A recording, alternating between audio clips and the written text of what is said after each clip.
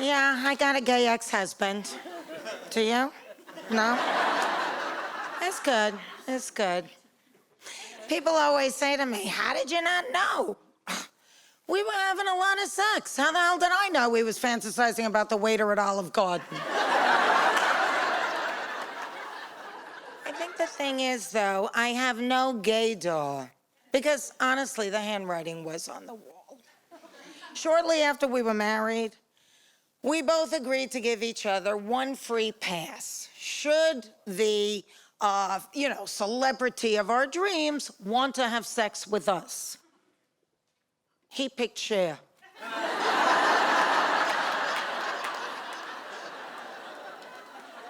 And I picked Bruce Jenner.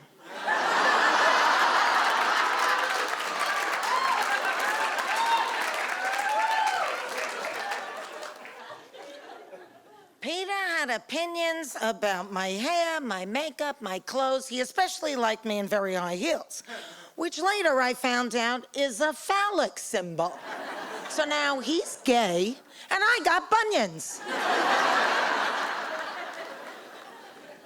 When we were doing The Nanny, everybody said that I was a gay icon, but when Peter came out, that's when I was elevated to Judy Garland status.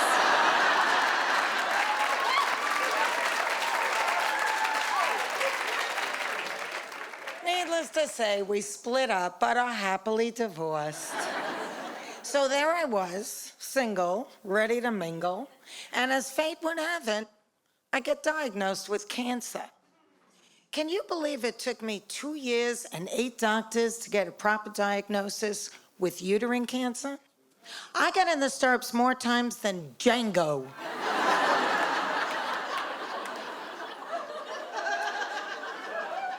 And every doctor had a different solution for my symptoms. Leg pain, oh, drink gin and tonics before going to bed. Stool change, stop eating so much spinach. Hard breasts, you got the tits of an 18-year-old. Which I do, by the way. But there I was with perky breasts in need of roughage, going to bed sloshed in some vain attempt to cure myself. Doctor number 8 said, you need an endometrial biopsy. But doctor number 1 said I was too young for that. And I didn't ask what it's for, because I was just so thrilled to be too young for anything. 3 days later, they said I had cancer and I needed a hysterectomy. Oh my God, I can't even tell you. When I came home from the hospital, I was so depressed and so weak. I remember looking at myself in front of the mirror naked at my misshapen, swollen, black and blue abdomen, wondering, who is this woman in the reflection? I had always been everyone else's caregiver. I was the stalker. I was the superwoman. Well, it just so happens, on that day, Cousin Susan was coming for lunch. Mom prepared a beautiful spread, and we all sat around the dining room table to eat. Susan was talking a mile a minute, and suddenly, she starts choking on her food.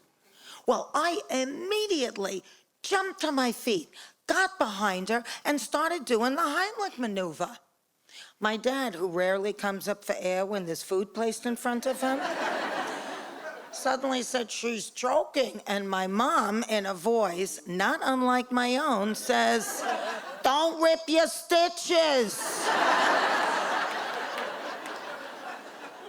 Every time I did the maneuver, Cousin Susan's glass of white wine, which she still had in her hand, went splashing across the room. When suddenly, miraculously, this tiny piece of regurgitated poultry pops out of her mouth and lands on the floor. Well, we all gathered around to look at it. Mom bent down with a big white napkin and picked it up and said, it's not even that big.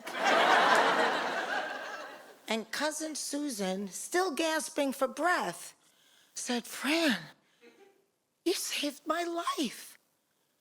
And I really did save her life.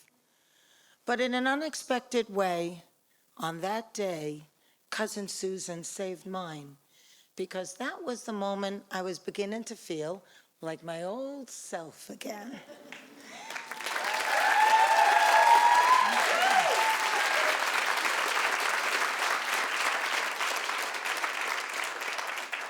Fast forward, I'm a survivor. I found it.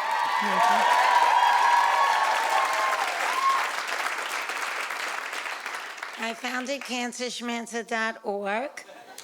I'm middle-aged, I'm single, and I'm ready to date again. I find myself in bed with a younger guy. Out of the blue, the dude says to me, "When did you quit smoking?" And I'm thinking, that's a funny thing to say. Then it occurs to me, he's looking at my estrogen patch and thinking it's for nicotine.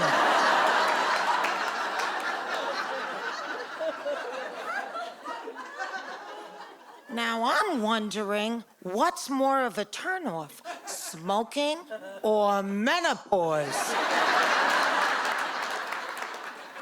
So I say to him, it's only been 3 months and it's very hard.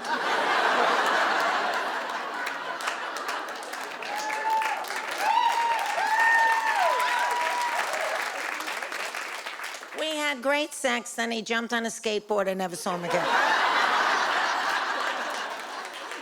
Oh, I'll tell you, this whole aging thing is for the birds. Yesterday, I could not remember the word asparagus. Now, when I couldn't remember a word when I was in my 40s, I would joke about it and say, I'm having a senior moment. Now it's no joke. And that's not the worst of it. All of a sudden, my rings don't fit. My shoes are tight. So my girlfriend says to me, oh, well, you know, parts of your body keep growing as you get older. Wait a minute, what? Yeah, didn't you know? Your hands, your feet, your nose, your ears, they all keep getting bigger as you age. That's sexy. Because, you know, there's a million guys out there wanting to sleep with a hobbit. Oh, I could kill Peter for turning gay. Meanwhile, neither of us have anyone. Watch, we'll end up back together. And should we ever want to have sex, we only have to hire one guy.